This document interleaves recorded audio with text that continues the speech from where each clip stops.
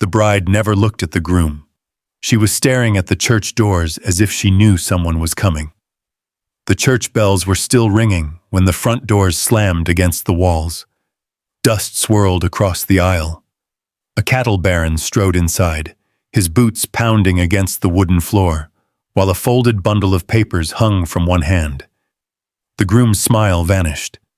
The bride gripped her bouquet so tightly, a few white petals drifted to the floor. Then the stranger shouted 4 words that stopped the entire ceremony, and nobody in the church could look away. What do you think he was about to reveal? Tell me below. The spring cattle season always arrived before the dust settled in Silver Mesa. By sunrise, wagons already crowded the main street. Horses stood tied outside the general store. Men in trail coats filled the boardwalks, talking about beef prices, water rights, and how many head would move north before summer. Inside the Silver Lantern boarding house, Delilah Turner was already working. A pot of coffee simmered on the stove. Biscuit trays cooled beside the window. A ledger lay open near her elbow, every number written in neat, careful rows. Most people never noticed the handwriting. They noticed the coffee when it was late. They noticed the food when it was cold. They noticed Delilah only when something needed doing. "Table 3 needs more cups," Ruth Turner called from across the room. Delilah nodded and carried the tray over without a word. Ruth was dressed better than usual that morning. A new hat, fresh gloves. She moved through the boarding house greeting guests as though the place belonged entirely to her. By noon, everyone in Silver Mesa seemed to know the news. Gideon Price was marrying Delilah Turner. People congratulated Ruth. People congratulated Gideon. No one congratulated Delilah.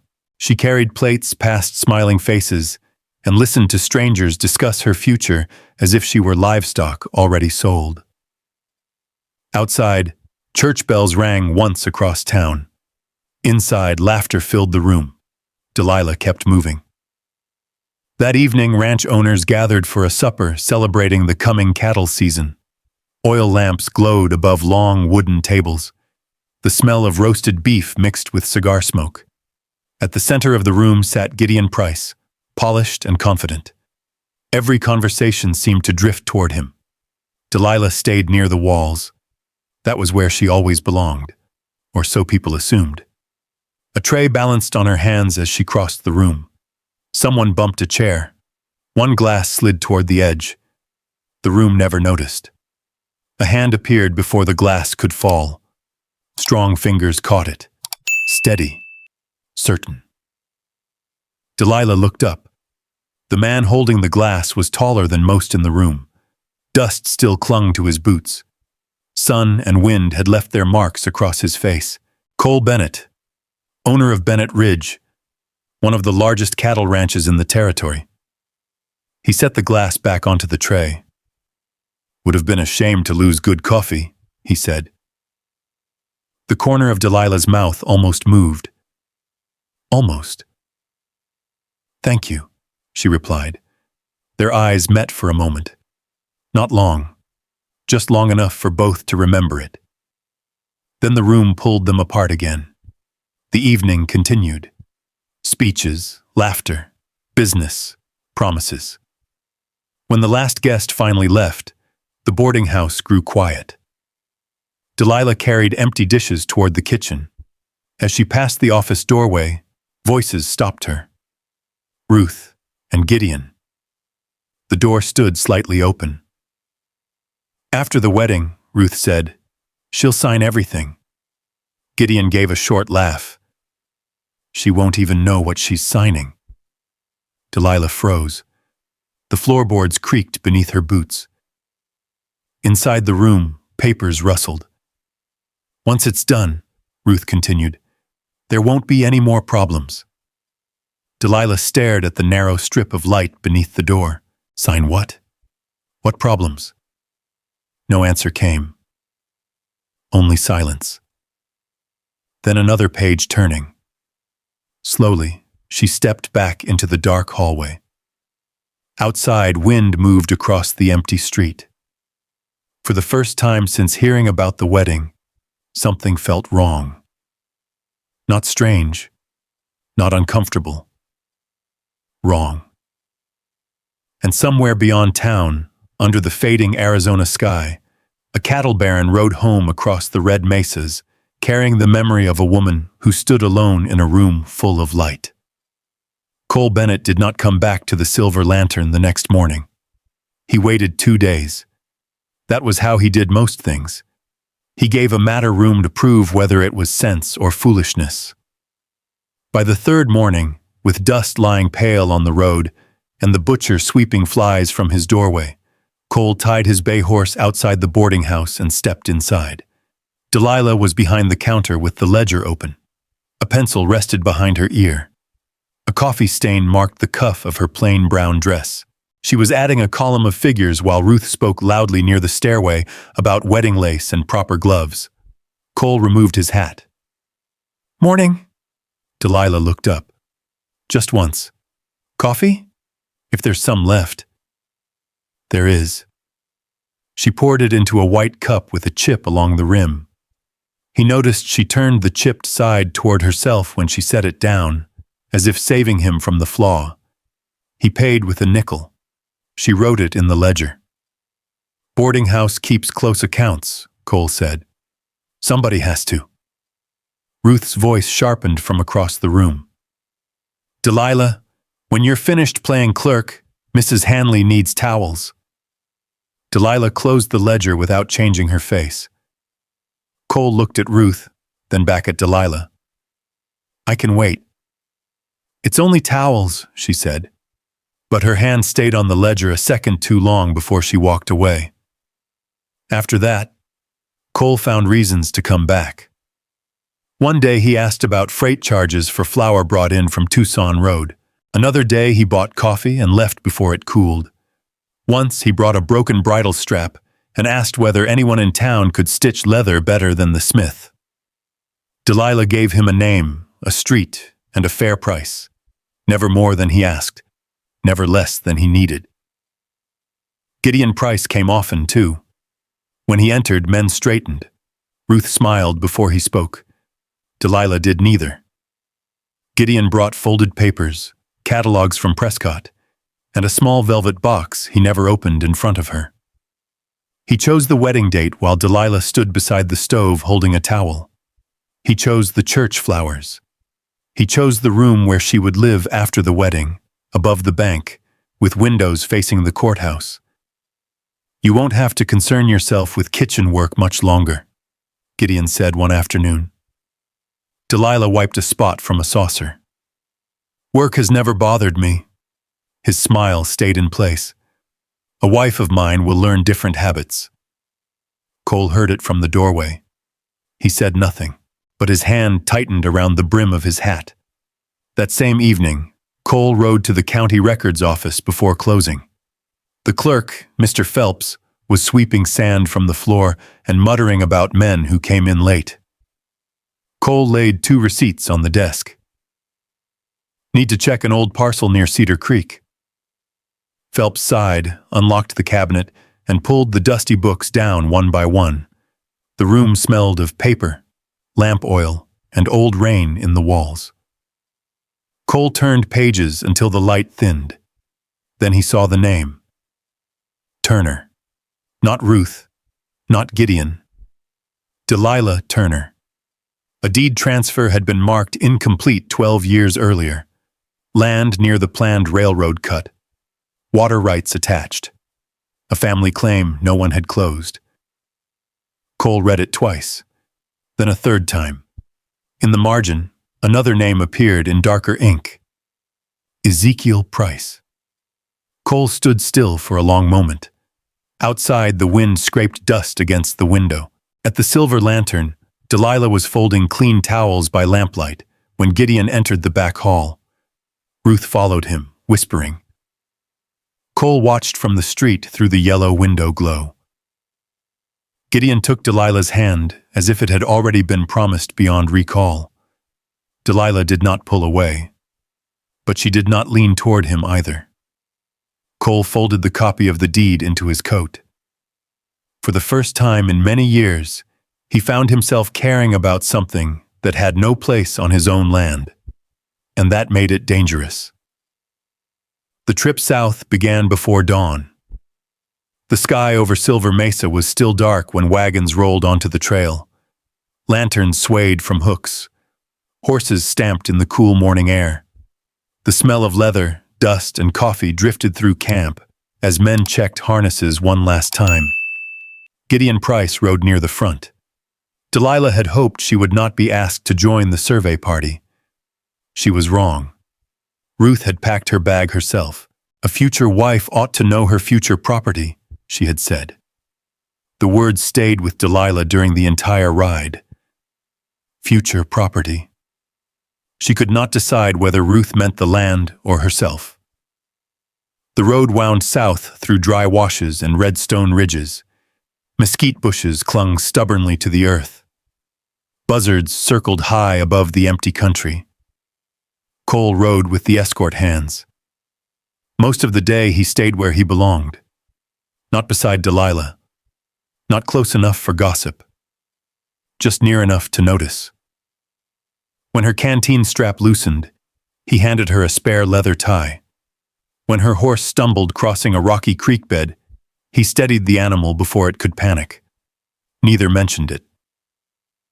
By afternoon, the sun became brutal. Heat shimmered above the ground. The survey wagons slowed. One wheel sank into soft sand beside a dry arroyo. Several men climbed down to push. Gideon remained mounted. "It's not moving," one of the drivers called. Gideon glanced toward the wagon and then toward the shade of a cottonwood. "Figure it out." He rode away from the work. The men exchanged looks but said nothing. Cole dismounted without a word. Delilah watched him shoulder against the wagon beside the others until the wheel finally broke free. Sweat darkened his shirt. Dust covered his boots. When he finished, he returned to his horse as though it had never been worth mentioning. The contrast settled somewhere deep inside her. That night camp was made near a low ridge. Canvas tents rose against the fading sky. Coffee boiled over a fire ring. The cattle hands played cards beside a wagon lantern. Delilah sat alone on an overturned crate holding a tin cup. The desert looked different after sunset. Softer, lonelier. Across the fire, Gideon and his brother Ezekiel stood beside the survey maps. They thought no one could hear. The wind carried their voices anyway. "Once she signs," Ezekiel said, tapping a folded document, "the transfer becomes permanent. And if she asks questions, she won't know what she's looking at." A pause. Then Gideon laughed quietly. "The wedding solves everything." Delilah froze. The cup in her hands suddenly felt heavier. The fire crackled. Someone laughed near the wagons. The world continued exactly as before. Yet nothing was the same. For several moments she could not move. The missing pieces finally slid together. The papers. The wedding. Ruth's conversation. Everything. She was not being married. She was being used. Long after camp settled into silence, Delilah remained awake. Moonlight silvered the desert. The wind moved across the rocks. She stood, pulled on her coat, and walked away from camp. No destination. Just distance. Far enough that she could breathe. She climbed a low rise overlooking the valley. A weathered stone outcrop sat there like an island in the darkness. Delilah lowered herself onto the rock. Below her, camp lanterns glowed faintly. Tiny. Far away. For the first time in years, tears threatened. Not because of Gideon, not because of the land. Because suddenly she understood that every decision had already been made for her long before she knew it existed. Footsteps approached through the gravel. Slow, unhurried. She didn't need to turn around. Cole Bennett sat down on another rock a few feet away. He kept the distance between them. The same careful distance he always kept. Neither spoke at first. The wind carried sand across the stone. Coyotes called somewhere beyond the ridge. "I wasn't trying to follow you," Cole finally said.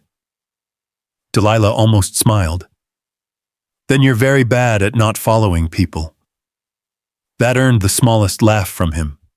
The sound disappeared as quickly as it came. Silence returned. Gentler this time. After a while, Delilah looked out across the moonlit desert. "I think my whole life," she said quietly, "I've been something people traded." Cole said nothing. She appreciated that. No speeches, no false comfort, just listening. "My parents died." The words came slowly.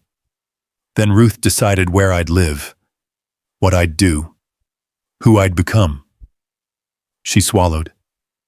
"And now Gideon decides what I'll sign." The desert wind tugged at her hair. "I don't think anyone ever asked what I wanted." Cole stared toward the horizon. Then he removed his coat. Without a word, he placed it over her shoulders. The fabric still carried warmth, still carried dust from the trail. Delilah looked down at it, then at him. Cole didn't try to explain, didn't move closer, didn't ask for anything. For some reason, that made the gesture mean more. Below them, camp lanterns flickered in the darkness. Ahead of them, the desert stretched toward places neither could yet see. And somewhere between the silence, the wind, and the borrowed coat resting around her shoulders, something began to change. Not quickly, not loudly, but enough that neither of them would ever be able to return completely to who they had been before this night. The ride back to Silver Mesa took 2 days. No one mentioned what had happened on the ridge. Delilah returned Cole's coat before they reached town. He accepted it without argument. Yet when their fingers briefly touched, both hesitated for a moment longer than necessary. Then the moment passed. Silver Mesa was waiting. So was the wedding. The following week moved like a wagon rolling downhill with no one holding the reins. Dress fittings, church meetings, guest lists, flower orders arriving from Tucson. Every morning brought another detail that had already been decided. Ruth seemed happier than Delilah had ever seen her. Gideon seemed calmer. That frightened Delilah more. Twice she tried to speak. Twice she stopped. Because every conversation ended the same way. "It's already arranged." Those 3 words followed her everywhere. One afternoon, she stood alone in the church. The white wooden building sat near the center of town. Sunlight spilled through the stained glass windows and stretched across the pews. The place should have felt peaceful. Instead, it felt like a room closing around her. The wedding was 4 days away. She sat quietly near the back. Outside, wagon wheels rattled over the road. Somewhere nearby, a blacksmith's hammer rang against steel. Life continued, as if nothing were wrong. That evening, Cole Bennett rode to Prescott. The county attorney met him after dark. The meeting lasted hours. Documents changed hands. Old records emerged from forgotten boxes. Witness statements were gathered. By midnight, Cole knew 2 things. The land had belonged to Delilah's family, and Gideon Price knew it. The original records had been altered years earlier. Signatures moved, pages replaced, dates rewritten. Every trail led back to Ezekiel Price. The wedding day arrived beneath a cloudless Arizona sky. Church bells rang across Silver Mesa. People filled the streets before noon. Women adjusted hats. Men gathered beneath the shade of storefront awnings. Everyone wanted to see the banker marry the boarding house girl. Inside the church, Ruth sat proudly in the front pew. Sheriff Wade Collins stood near the side aisle. Gideon waited at the altar wearing a dark suit brought in from Phoenix. He looked completely certain of the future. Delilah entered on Ruth's arm. The church rose. For a brief moment she saw every face. Then the room blurred. The only thing she heard clearly was the sound of her own footsteps on the wooden floor. One step, then another, then another. The ceremony began. The minister opened his Bible. Guests settled into silence. Outside, wind rattled the cottonwoods. Dearly beloved. The church doors exploded open. Every head turned. Dust blew through the entrance. A man stood there breathing hard from the ride. Cole Bennett. His coat was covered in road dust. Behind him came the county attorney, 2 elderly ranchers, and a deputy carrying a leather document case. For several seconds, nobody moved. Nobody spoke. Cole walked down the aisle. His boots echoed across the church floor. Gideon's smile vanished. "What is the meaning of this?" he demanded. Cole never looked away from him. "The meaning," he said quietly, "is that this wedding stops now." Gasps spread through the pews. Ruth rose to her feet. The minister lowered his Bible. Sheriff Wade stepped forward. Cole pointed directly at Gideon. Then he looked at Delilah. His voice carried through the entire church. "She's mine." The room froze. Delilah stared at him. So did everyone else. But there was no ownership in his voice. No claim. No demand. Only certainty. The certainty of a man refusing to let another human being be sacrificed for greed.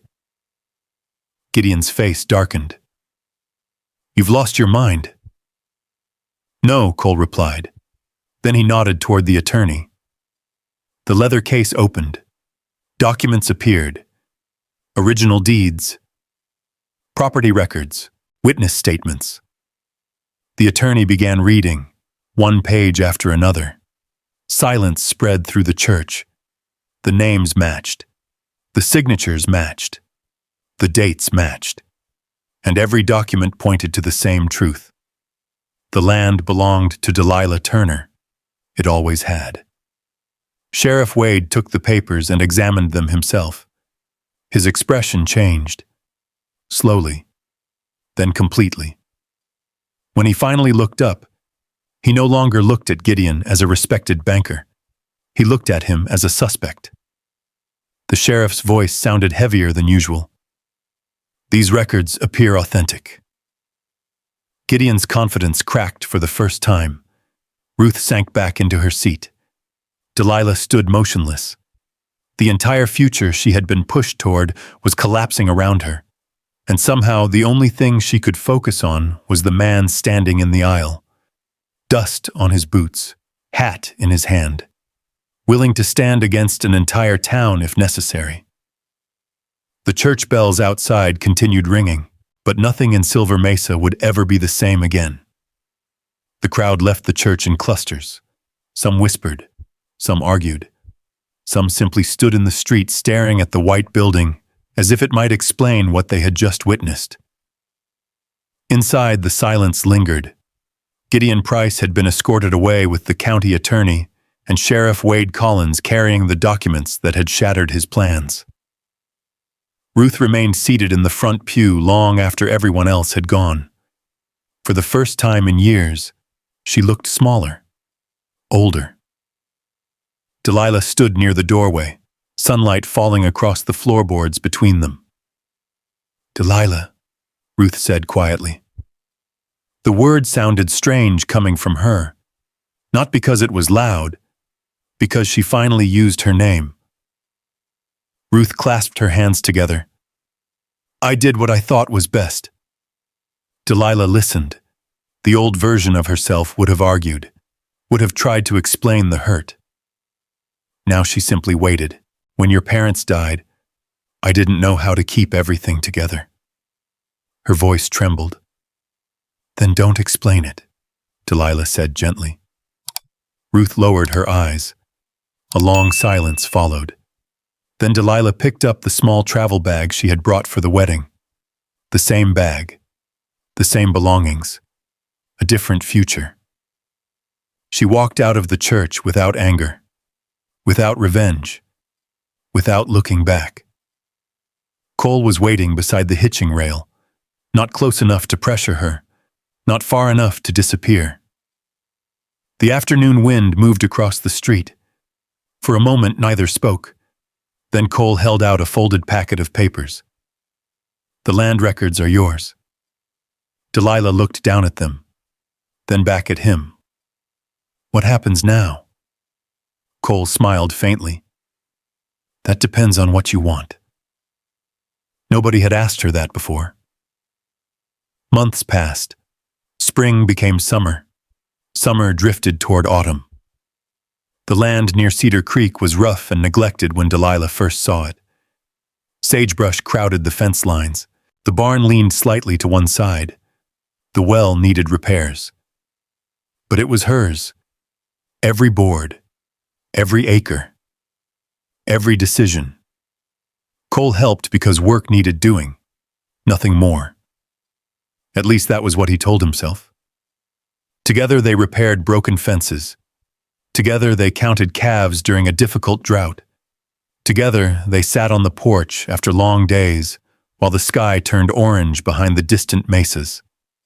The ranch grew slowly. So did something else. One evening after the first winter snow melted, Cole arrived carrying a wooden box. Inside were official ownership papers, signed, recorded, complete. He placed them on the porch table between them. Delilah stared at the documents, then at him. "What's this?" "The ranch." She blinked. "What do you mean?" Cole looked toward Cedar Creek flowing quietly through the cottonwoods. "It's yours." Delilah laughed softly, thinking he was joking. He wasn't. "You helped build this." "I know. You paid for half of it." "I know." She stared at him. Why? Cole rested his hands on the porch railing. The answer seemed simple to him. Because it was. "If one day you decide to leave," he said quietly, "nobody should be able to stop you." The evening wind moved through the trees. Neither spoke for several seconds. Then Delilah understood.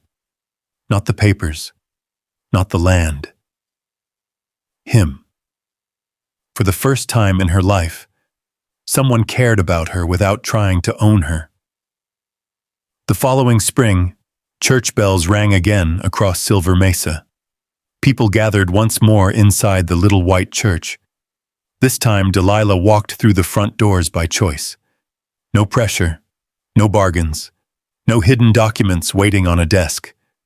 Only sunlight through stained glass, and Cole Bennett standing at the altar. When their eyes met, the years behind them seemed very far away. The boarding house, the desert ridge, the interrupted wedding, the long days at Cedar Creek. Everything had led here. Outside, the Arizona wind crossed the open grasslands and carried the smell of earth, horses, and new grass. Inside, Delilah smiled, not because someone had chosen her, because she had finally been free enough to choose for herself. And when the bells rang above Silver Mesa that afternoon, they no longer sounded like an ending. They sounded like home. Maybe that's why this story stays with us. Not because of the land Delilah regained, not because Gideon was exposed, and not even because a wedding was stopped at the last possible moment. It stays with us because, at some point in life, many of us have known what it feels like to stand where Delilah once stood, quietly carrying burdens nobody seemed to notice, living inside decisions made by other people, wondering whether there was truly a place where we belonged. Imagine standing in her shoes. Imagine hearing your own future discussed by everyone except you. Imagine believing that your worth depended on what someone else wanted from you. Then imagine meeting one person who sees you clearly, not as a possession, not as a responsibility, but as a human being worthy of respect. That is what made all the difference. Sometimes love is not the person who holds on the tightest. Sometimes love is the person who opens the gate and says, "You are free to choose. And maybe that is the lesson hidden beneath the dust roads, church bells, and wide Arizona skies. Healing begins when we stop measuring our value through the eyes of people who never truly saw us. Real belonging grows where dignity, trust, and kindness are given room to stay. If this story reminded you of a season in your own life, or of someone who stood beside you when they didn't have to, I'd love to hear about it in the comments. And if these quiet Western stories of courage, love, and second chances feel like a place you'd like to visit again, I hope you'll join us for the next journey. There are still many roads ahead, many untold stories waiting beyond the horizon, and I'd be honored to share them with you.